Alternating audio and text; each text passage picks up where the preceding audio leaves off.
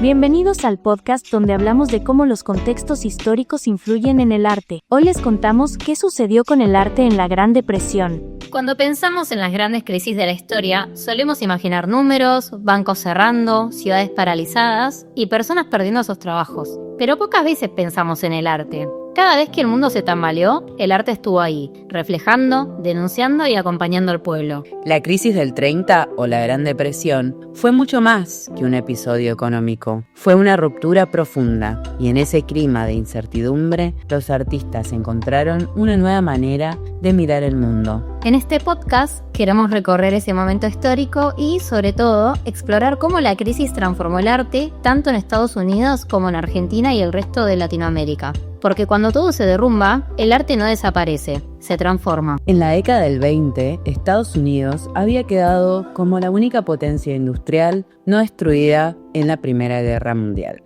pasando por un momento de prosperidad y bienestar en la población. Es ahí donde comenzó la especulación y el gasto desmedido. En octubre de 1929, la bolsa de Nueva York se desplomó abruptamente. Lo que empezó como un colapso financiero se convirtió en una de las crisis más devastadoras del siglo XX. En solo 3 años, la mitad de los bancos estadounidenses había quebrado y el desempleo llegó a niveles que nunca se habían visto. Cerca del 25% de la población quedó sin trabajo. Familias enteras llenaron las calles formando largas filas para recibir comida. Fábricas cerradas, empresas quebradas, personas perdiendo sus hogares y viviendo en asentamientos precarios. El impacto emocional y social fue tan grande como el económico. Mientras la economía estadounidense caía en picada, gracias al fracaso del gobierno de Hoover, asumió Franklin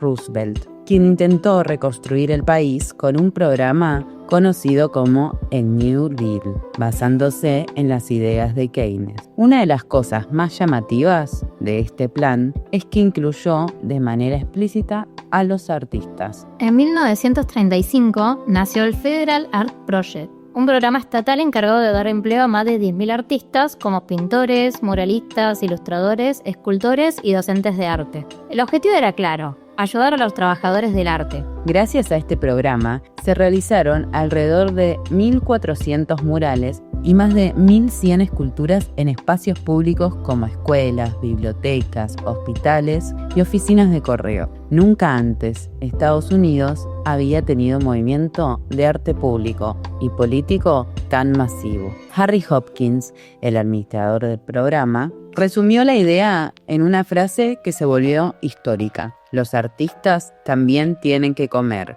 Estas acciones marcaron un cambio de época, la aparición de un Estado regulador en todos los aspectos de la vida. En cuanto al estético, el arte estadounidense de los años 30 adoptó un tono realista, reaccionario y profundamente humano. Los artistas comenzaron a retratar escenas de hambruna, fábricas vacías, pueblos rurales golpeados, trabajadores desempleados y campos empobrecidos.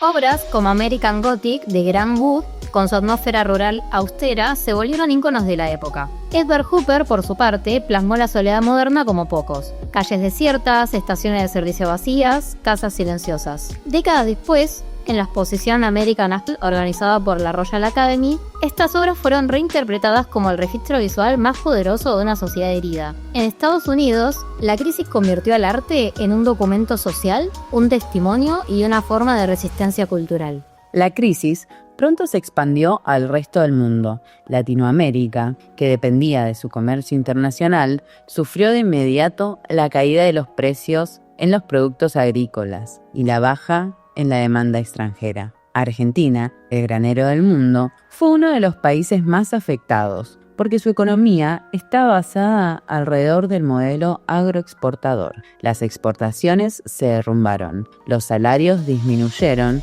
y la pobreza aumentó. La situación económica se sumó a las tensiones políticas que ya venían gestándose, y en 1930 estalló el primer golpe de Estado del siglo XX en Argentina.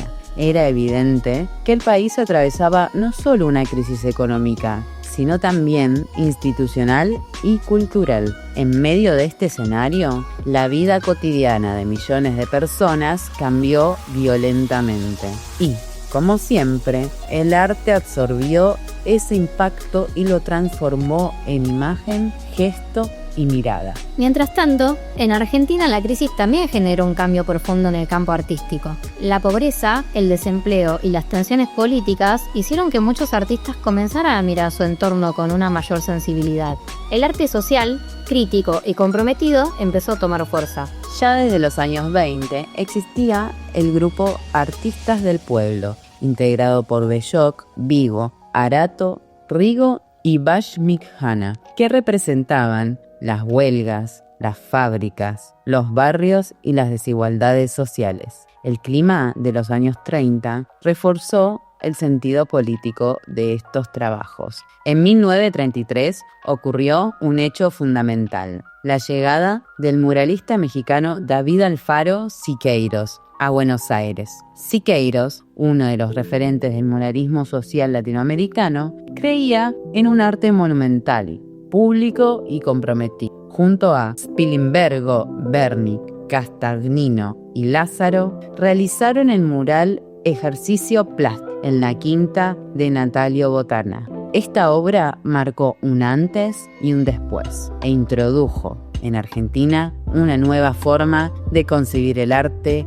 como una herramienta de transformación social. Después de esta experiencia, Antonio Berni profundizó aún más en el arte social. Obras como Desocupados y Manifestación son ejemplos contundentes de cómo la pintura puede reflejar la angustia y la dignidad de los sectores populares en tiempos de crisis. Berni terminó de dejar atrás el nacionalismo patriótico que predominó en los años 10 en Argentina para representar la pobreza, el desempleo, las tensiones políticas y las calles de Buenos Aires. El arte latinoamericano, en esta época, empezó a construir su propia identidad, más ligada a su historia, a su entorno y a sus luchas. La crisis del 30 fue un punto de inflexión para el arte de la región, ganando identidad y fuerza crítica. La Gran Depresión transformó al arte americano en un espejo, uno que mostraba el sufrimiento colectivo, la desigualdad creciente y la incertidumbre del porvenir, pero también influyó en la resiliencia, la dignidad y la voluntad de seguir adelante a pesar de las dificultades.